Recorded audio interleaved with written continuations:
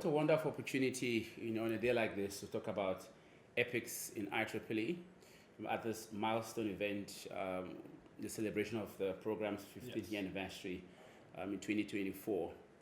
Service learning is at the center of EPICS and IEEE. So Kai, I just want to know from you, what is service learning and how is that important to you? Okay, awesome. Yeah, well, it's great to be here and talking about the 15th year anniversary of EPICS and IEEE. Service learning is an educational approach that combines learning objectives with community service to create change in communities around us. Brilliant. I think, Kai, I like that because it just, even within EPICS and IEEE, that really embodies what we do. And speaking about some of the projects that we've seen in South Africa and many other countries around the world where we have EPICS and IEEE projects, there's that educational aspect, be it consolidating or developing new information regarding the project for the students, and then there's the actual implementation. So okay, great. Yeah, that sounds great. And then I think, as an engineer, service learning is highly important to me as it merges my professional skills with my desire to contribute positively to communities around me. And this has allowed me to innovate in many ways, to find a problem in a community, and then with a pragmatic solution, actually create a real life change right now in these communities. And this has been the backbone of all my projects going forward, and I look forward to many more service learning projects in the future. Great. Right, Kai, can you just give me some examples of how you have worked with the community in the past in these EPICS and IEEE? Okay, great. Sure. So with one of my projects that we worked on, which is an educational self-driving solar car to take out to a local high school called Portland High School in Cape Town and allow the learners to experience engineering with the hope that they will study engineering. And in this project, getting those community partners, which was the local high school, Portland High School, partnering with the physics teacher as well as the headmaster, really allowed us to tailor our outreach program to the school's needs, which was to promote their STEM club. Another IEEE project, which was a site project, which was a COVID tool we made, which was yourself and I made it, which was a tap and door multi-opener tool that allowed many different taps and doors to be opened in a contactless manner. And for this project, we partnered with the local traffic department in Cape Town to go into a community in order to donate these tools to stop the spread of COVID in these shared public spaces, as well as then we also partnered with the local community leaders, and this allowed us to get the project to be sustained, and we followed up with the community leaders, and it really was a great experience. So you, just from what you've said, Kai, you have high school learners and university students, as part of this EPICS and IEEE project. So what learning outcomes do you see the university students taking out of EPICS and IEEE projects? Okay, sure. So the university students get to experience their communities around them. They get perspective of what goes on and around them. They also get to take their theoretical knowledge that they learn in their lectures and their projects and do real life applications of these in a pragmatic way to actually help these communities, as well as they get to learn things such as public speaking, as we give talks and lectures that we design to these students at these various outreach events, as well as they also get to learn about working in diverse groups and working with different people. And this is just a very holistic experience for the university students involved. I totally agree with that, Kai, because one of the project outcomes from EPICS and IEEE projects, speaking from my experience as well, working on a number of EPICS and IEEE projects, is the opportunity for students to experience service learning within a community that is literally close to their university, and how that profoundly impacts how students see their role in developing society, advancing humanity through engineering solutions. I just recall at this point one of the conversations I had with one of the university students that we worked with on an EPICS and IEEE project in 2013. Okay. When she told me that she now feels empowered to seek opportunities within her community to apply her engineering expertise in working with the immediate community to address some of the community challenges that they have. And I think this just leads to the concept of civic responsibility, where as engineers or engineers in the making, that is students, we have the opportunity to identify problems, create solutions, and not only create these solutions, but actually implement these solutions. I fully agree. That's amazing to hear, and I think there's many different diverse learning outcomes, like you just mentioned, for both the students, the high school learners, as well as any other volunteers that take part in these projects. So that's amazing to hear. So I understand you're currently on the Global EPICS and IEEE Committee. Yes, I am. Can you please just describe your experience Okay, on great. this committee? Yeah, I have the privilege of being on the EPICS and IEEE committee, and this has been a great experience so far, as it allowed me to work with like-minded individuals that also have a keen interest in service learning projects, as well as to have that global community. And it allows us then to review multiple projects that come in that are requesting funds for EPICS and IEEE projects. And this really just allows us to make sure we get the best projects going with the biggest impact. So it's been a great experience so far, and I look forward to the future with EPICS and IEEE. For myself, look, I think I'm a dedicated member of the program. I had the privilege of serving the committee for a number of years.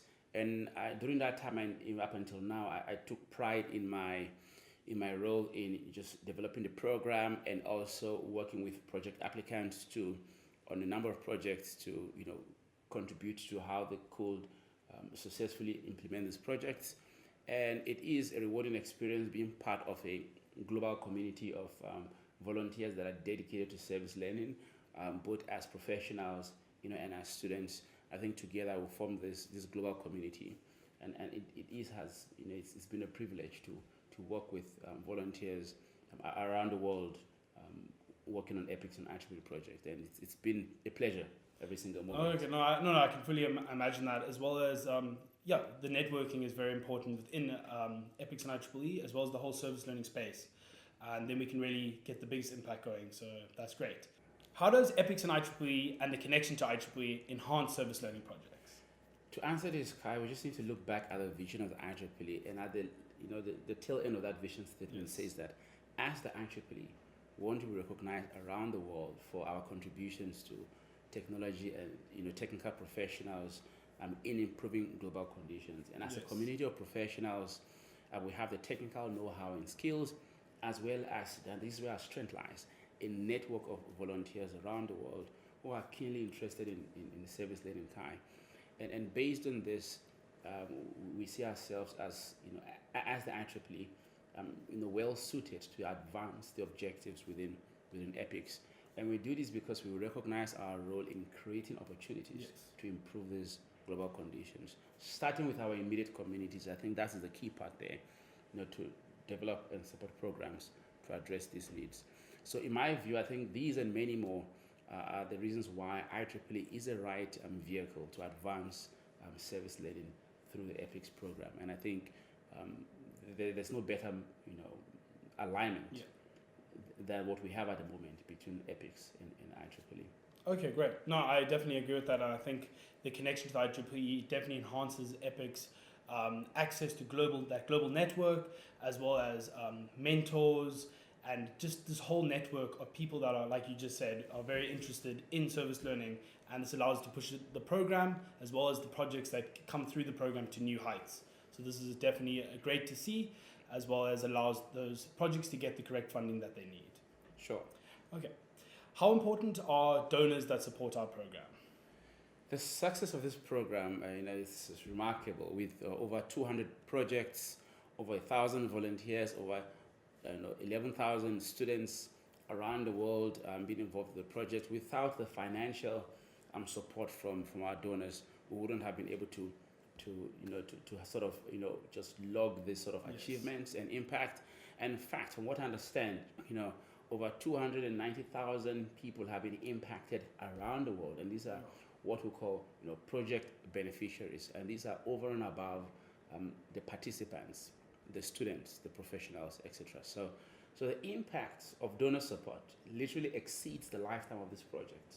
Yes, no, that's amazing. And I think, donors are very, very important to the success of EPICS and IEEE program, and they provide those essential funding resources that enable our projects.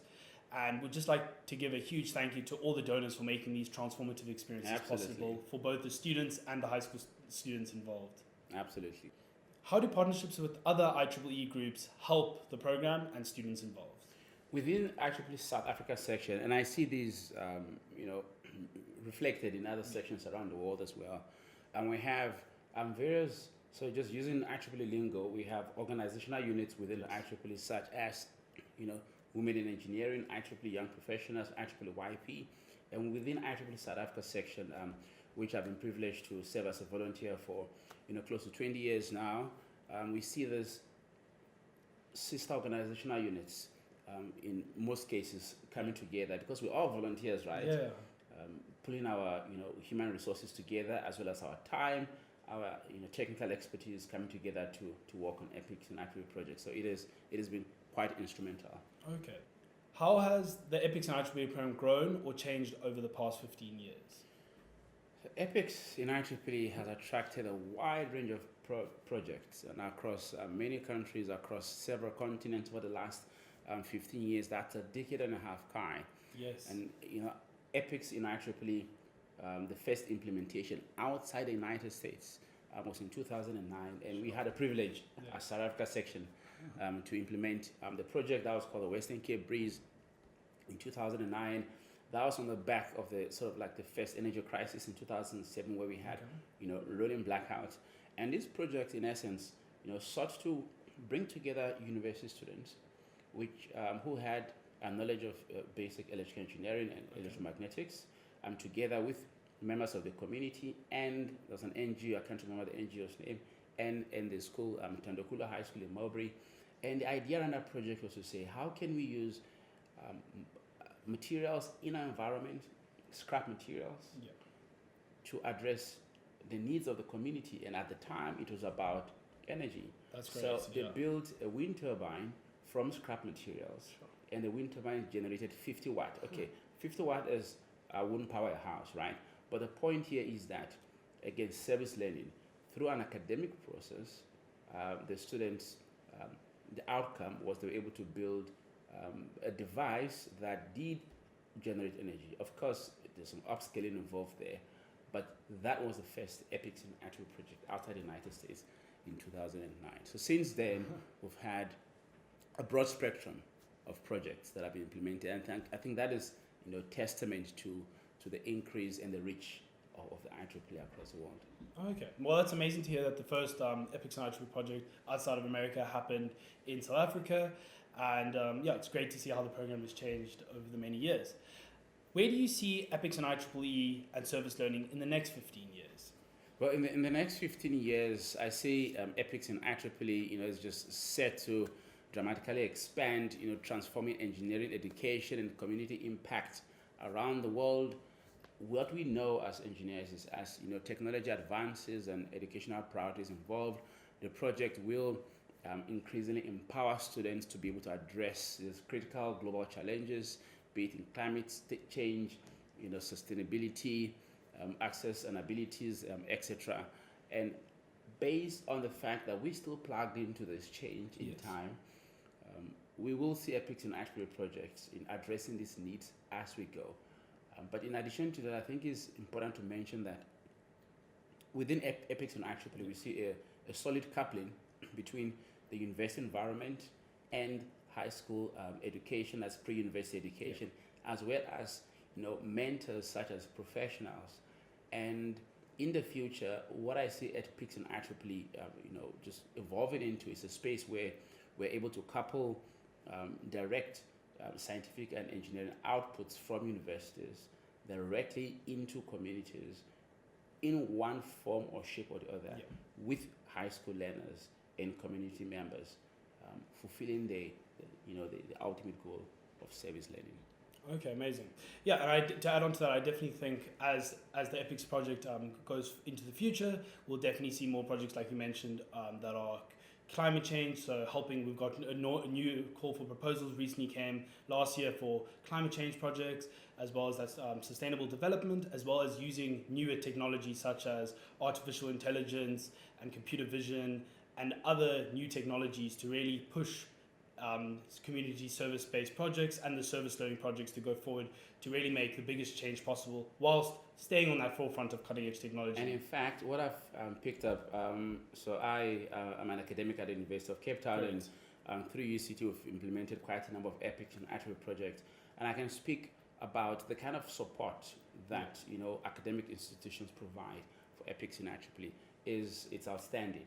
And I also speak about EPICS and IEEE projects that were implemented by students at the University of Pretoria in South Africa, and a few other academic institutions. So I think the synergy is great. the relationship is great, and that just creates a fertile ground to just grow a lot more within the country and other regions of the Okay, world. that sounds great. Looking forward to the future of EPICS and IEEE and to the next 15 years. Yeah, absolutely. Okay, great.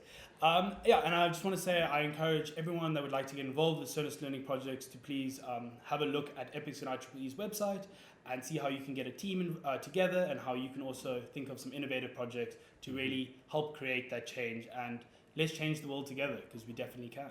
Absolutely, absolutely. Thanks, Kai. It's been a pleasure having this chat with you. It's been a pleasure chatting And to you again, as this well. 15-year anniversary is remarkable, and we look forward to the next 15 years. Definitely. And beyond. And thanks to EPICS and IEEE. And our donors.